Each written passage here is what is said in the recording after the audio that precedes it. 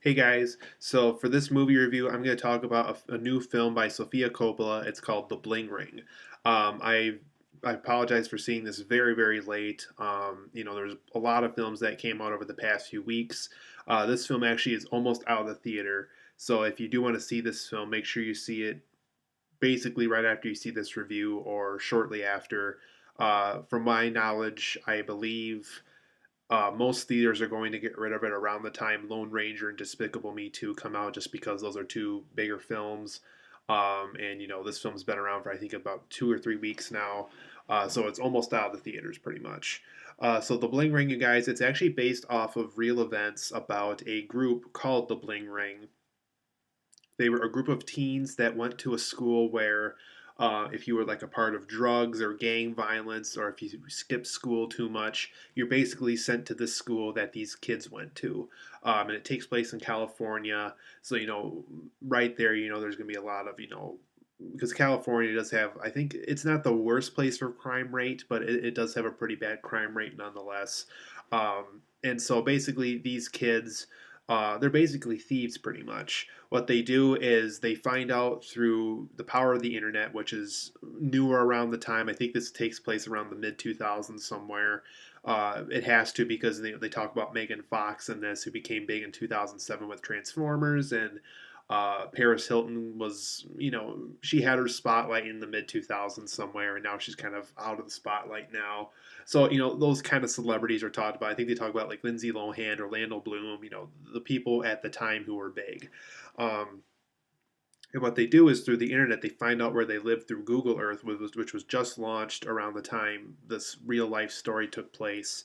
They use Google Earth. They use, like addresses through, like home address websites and all that kind of stuff.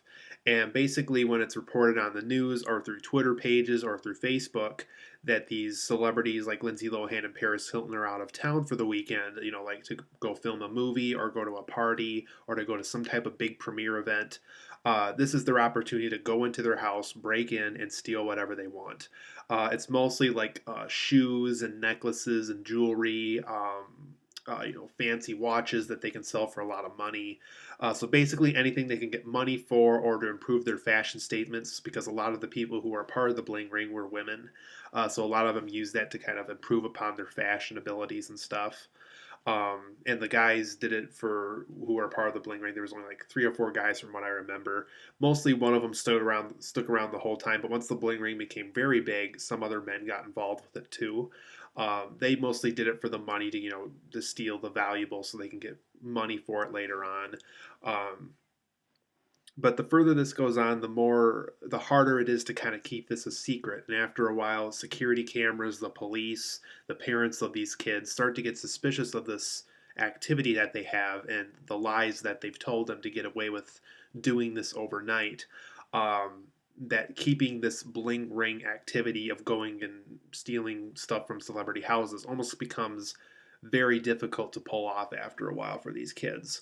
And they suffer from the consequences near the end of the film, and I'll leave it at that. So the Bling Ring, you guys, it's a decent film. It's not a I don't think it's Sofia Coppola's best film, but I also don't think it's her worst film.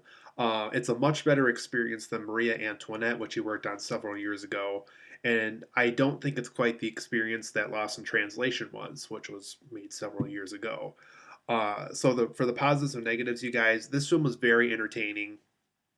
It's definitely not a film you're going to feel bored with, just because it's so well made, and it's so well shot, and it really just it's a film that you could truly be entertained by, because there is a lot of things to interpret and to take in with this film. So as far as entertainment goes, Sofia Coppola has given us a very entertaining film. I think the film has a great depiction of troublesome teenagers, specifically with modern day and through the previous decade with the 2000s. It really just depicts, kind of how these troublesome teens view life. How some of them are just kind of like, whatever on this kind of thing, and they're very, very passionate about that other kind of thing for them in their lives, such as the fashion, such as the drugs, such as the social networking, such as the cell phone, such as the texting. So it really depicts kind of the way troublesome teens think, even though it's not always the most pleasant place to be when it comes to a film like this. It does depict that part of society very well, I thought, in this film.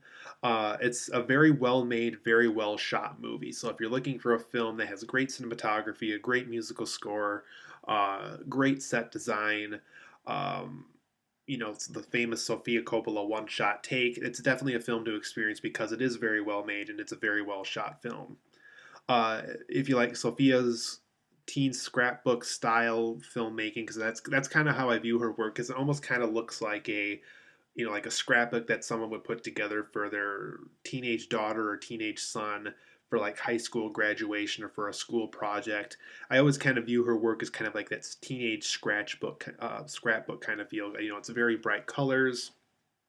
It has all the little cutout photos all over the place. It kind of has that look to it to me, which is not a bad look at all. In fact, it's a very interesting look. I think Sofia Coppola pulls it off very well in her films. So I like that teen scrapbook style approach she had with this film, and her style definitely worked with a film like this since a lot of these teenagers who were a part of the Bling Ring were big into fashion.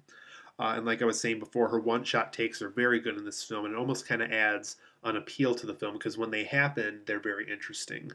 Um, Emma Watson, I think, is turning into a very terrific actress. I think we're going to see her in a ton of more films throughout the years. She's definitely not going to be because when a big film happens like Harry Potter, which she became famous off of her Hermione Granger role of. A lot of them like Rupert Grint and Daniel Radcliffe are kind of disappearing right now.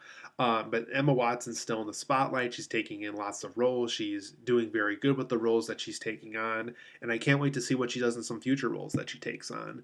I really liked her in My Week with Marilyn also, so I think out of all the Harry Potter stars, we might be seeing her quite a bit as far as post Harry Potter actors and actresses go. So she's turning into a terrific actress. There were scenes in here where it was small interviews with the people who are part of the Bling Ring, when they, got in trouble for all this and they were interviewed by journalists and everything like that. It was in between some of the takes in this film, and it was actually kind of interesting how they pulled it off and how it worked into the thing you just saw or the thing you're about to see in the film. So Sofia Coppola did a terrific job with incorporating those small interviews with some of these characters. For negatives, you guys, I think it's a very hard film to connect with these characters just because this is a very distinct, very negative viewing group of teenagers in this film. And I think because it is based off of that part of society, it's a very hard film to connect with because I was never really a part of that kind of group. There's going to be a lot of people who view this film who are not a part of that kind of group in school either. So it's a very hard film to connect with the characters. So whenever something bad happens to them, you really don't care just because you really weren't passionate about those characters to begin with. So it's not a great film when it comes to connecting with the characters because these characters aren't very relatable in that sense. I did think the film did have too many robbery scenes. It almost took away from what could have been uh, kind of a depiction of the actual historical event, kind of the bad and the negative things that happen to these kids in between the robberies. Because there is so many robbery scenes in here, we almost get very little storyline outside of the things that happen outside the robberies. So there really wasn't enough additional storyline content within these scenes because there were so many robbery scenes in here. So I really wish the film kind of cut down on some of the robbery scenes to allow more time for storyline. There is some repetitive material, specifically with Paris Hilton's home being robbed. They rob her house several times in this film, and I really wish after a while, because there was one shot or one scene in the film where Sofia Coppola shoots outside of the house. So basically, what we're seeing is possibly what the neighbors would have saw during the robberies, where the lights go on, maybe a few seconds they get turned off. The lights go on maybe a little bit longer in another room where you can tell that they were robbing some things in it, and then it gets turned off. So I like that feeling of maybe the neighbor's perspective of these robberies if they were to see these robberies go on. Maybe something I would have liked to see more things happen that way, specifically with the houses that were robbed more than once, because you can only shoot in the same room and get the same shots and a variety of shots so many times. And after you see that same house being robbed over and over and over again, getting those unique shots, getting that unique take, getting that a unique approach further into the film becomes very, very difficult because we've already seen that place, and it's very hard to make new content off of the same thing we just saw earlier. Um, I thought the group's name and purpose was never really explained. It's never quite explained why the group is called the Bling Ring. You don't see him come up with the name. You almost wonder if the mass media came up with it because the only time you really hear it in the film is when the news starts to get involved with these Bling Ring events. So it's really like the group's like, hey, what are we going to call ourselves or anything like that? Because they never really show why the group is called the Bling Ring.